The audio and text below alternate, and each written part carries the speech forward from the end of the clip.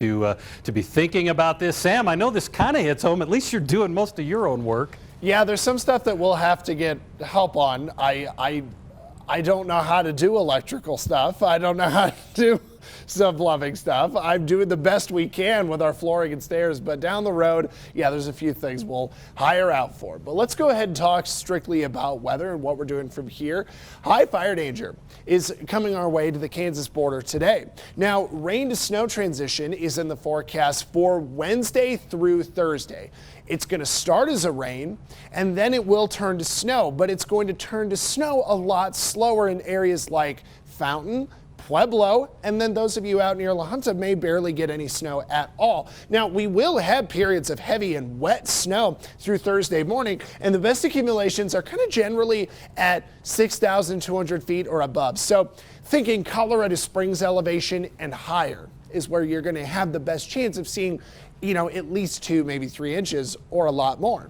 Now, today we're focused on the fire danger from KOAA County all the way down to Baca County and then up north through Burlington and Kit Carson. High fire danger is very prevalent today with gusty winds in the afternoon and super dry air. It also doesn't help that we have barely seen any moisture out there through the last several weeks. Temperatures are in the 20s and 30s out across the state, so we're feeling pretty good today. It's a light wind for the most part. It is chilly, but with a coat, this wasn't a bad morning.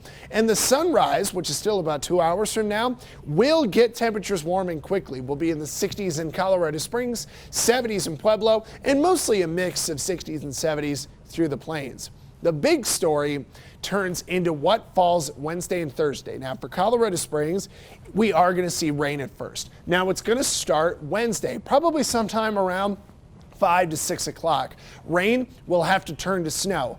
Now, the one nice thing about this system is it's coming overnight. And for March and April snows, overnight stuff is the best to actually get accumulation because your temperature naturally drops with nighttime.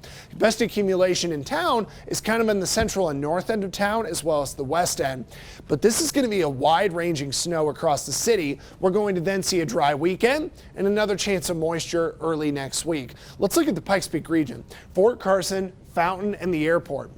On the south end of town, anywhere from 1 to 3, 1 to 4 inches is going to be the forecast. But downtown north, look at how much things change. A very wide-ranging snow in the Pikes Peak region. And if you look at Pueblo, we may barely get anything because a lot of this is probably going to fall as rain. So in the Pueblo 7-day, we know with Wednesday night through Thursday morning, we get rain that tries to turn to snow. But by the time it does through Thursday, it just may not really accumulate.